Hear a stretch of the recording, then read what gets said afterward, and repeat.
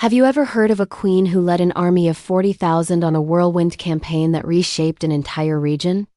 This isn't a fantasy epic.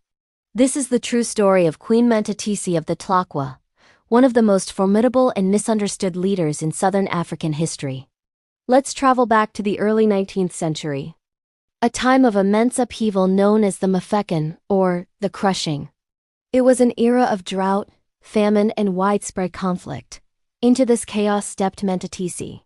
She wasn't born a warrior, but circumstances forced her to become one.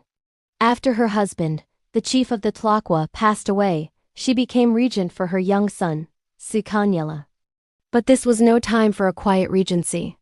Their lands were under threat from all sides. Instead of surrendering or fleeing, Mantatisi did something extraordinary. She rallied her people. She didn't just defend. She went on the offensive. Gathering the Tlaqua and absorbing other displaced groups into her ranks, she forged a massive, mobile, multi-ethnic force. This wasn't just an army. It was a migrating nation on the move, a rolling storm of humanity searching for survival in new territory. Imagine the sight. A powerful queen at the head of tens of thousands, her reputation preceding her. Stories of her ferocity, strength, and military genius spread like wildfire. Some whispered she was a giantess with a single eye, a fearsome sorceress who sent swarms of killer bees ahead of her army. While these were myths, they spoke to the sheer terror and awe she inspired. Her name alone could make rival chiefs tremble.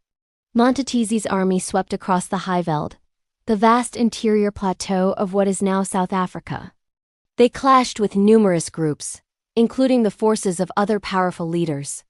Her military strategy was brilliant and brutal. She understood the importance of mobility and surprise, keeping her enemies constantly off balance. She wasn't just fighting for land. She was fighting for her people's very existence, leading them through a scorched landscape in search of food and security. Her campaign had a massive ripple effect. As her army moved, it displaced other communities, creating a domino effect of migration and conflict that changed the demographic map of southern Africa forever. Some groups were scattered, others were absorbed, and new political entities rose from the ashes. Mantatisi was a central architect of this new world, whether intentionally or not. But her story isn't just one of conquest. It's a story of incredible resilience and leadership in the face of impossible odds. As a woman in a deeply patriarchal world, she commanded respect not through birthright alone, but through sheer strength, intelligence, and an unbreakable will to protect her son and her people. She navigated complex political alliances and bitter rivalries, always focused on the survival of the Tlaqua. Eventually, as her son Sikanyela came of age, he took over military leadership.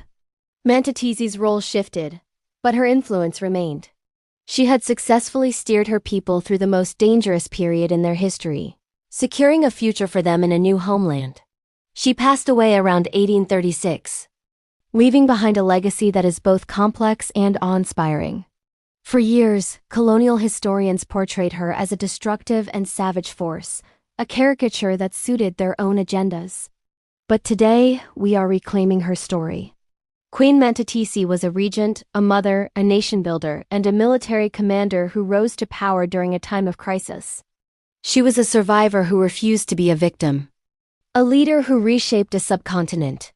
Her story is a powerful reminder that history is filled with incredible women whose strength and impact have been overlooked for far too long. What do you think of this incredible queen? Let me know in the comments below.